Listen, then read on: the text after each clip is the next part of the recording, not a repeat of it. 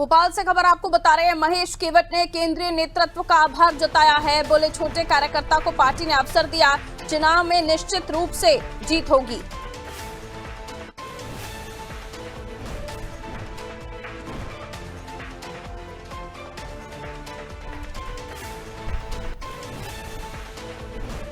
महेश केवट को बीजेपी ने मैदान में उतारा है।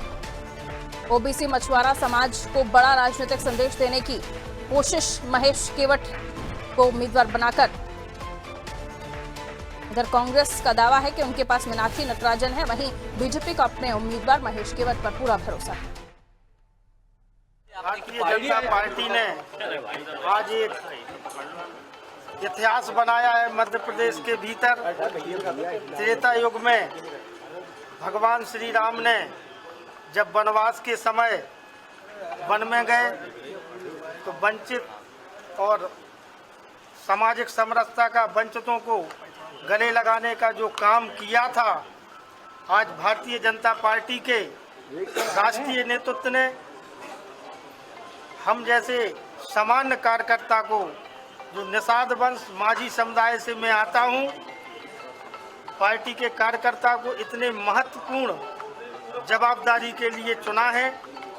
वास्तव में मैं भाव विह्वल हूं। मेरी ऐसी सोच नहीं थी, क्योंकि पूर्व में ही मुझे 1 महीने पहले मछुआ कल्याण बोर्ड का अध्यक्ष पार्टी ने बनाया था।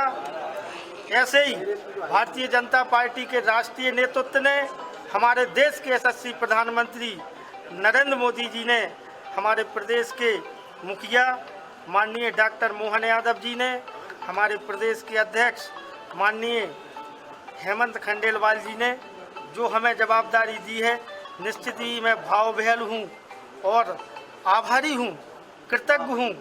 इस जवाबदारी का मैं 100% जो भारतीय जनता पार्टी ने दी है उसको निभाऊंगा।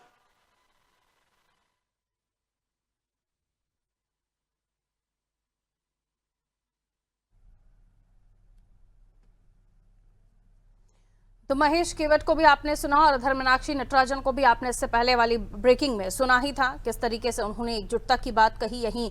वहीं महेश केवट ने बीजेपी का यानी अपनी पार्टी का आभार जताते हुए बताया कि किस तरीके से बीजेपी ने उन्हें मौका दिया है। आइए रिजवान हमारे सहयोगी हमारे साथ जुड़ गए हैं। रिजवान, राज्यसभा उम्मीदवारों के नामांकन दाखिल हुए, अपनी अपनी जीत का दावा कर रहे हैं, लेकिन जिस तरह से कांग्रेस एकजुटता का संदेश दे रही है, कैलाश विजयवर्गीय को भी हमने सुना जहां वो कह रहे हैं कि उन्हें अपने विधायकों पर भरोसा नहीं है, इसलिए सबको भेजने की तैयारी की जा रही है।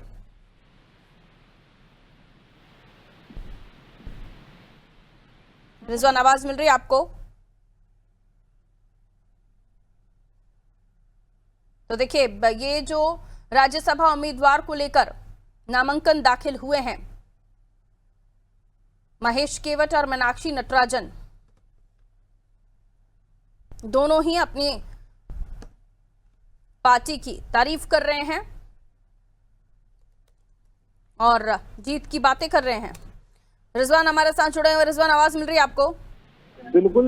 मध्य प्रदेश की जो प्रदेश अध्यक्ष जीतू पटवारी हैं कांग्रेस से, उन्होंने सुबह आरोप लगाए थे तो उन्होंने कहा था जिस तरीके से तीसरा उम्मीदवार उतारकर कहीं ना कहीं लोकतंत्र की हत्या की जा रही हो, बीजेपी जो है जो कांग्रेस विधायक है उनको खरीदने का जो है सिलसिला दूसरी बात करने जा रही है, उनका आरोप था। उसके बाद कैलाश विजयवर्गीय ने उस बात को लेकर बयान दिया कि उन्हें अपने आप के अपने विधायकों पर ही भरोसा नहीं है, जो एक दूसरे राज्यों में शिफ्ट करने की और फोन पर बने रहने की बात उनसे कही जा रही है। हालांकि जो कांग्रेस विधायक मध्य से आरिफ मसूद है, पूर्व विधायक कमाल चौधरी है, वो कहा जा रहा है दिल्ली के लिए रवाना हुए और उनका फ्लाइट में बैठते हुए वीडियो भी सामने आया है। साफ तौर से तेलंगाना को लेकर चर्चा है कि कांग्रेस के विधायक जो है तेलंगाना शिफ्ट करने की बात कही जा रही है। सभी विधायकों को भोपाल बुलाया गया है, तो सभी विधायकों से जो है तमाम बड़े दिग्गज नेता जो फोन पर जो है चर्चा लगातार कर रहे हैं। और ऐसे में अगर हम बीच बात करें तो नामांकन प्रक्रिया पूरी हो चुकी है मीनाक्षी नटराजन की। उन्होंने जो है राज्यसभा चुनाव के लिए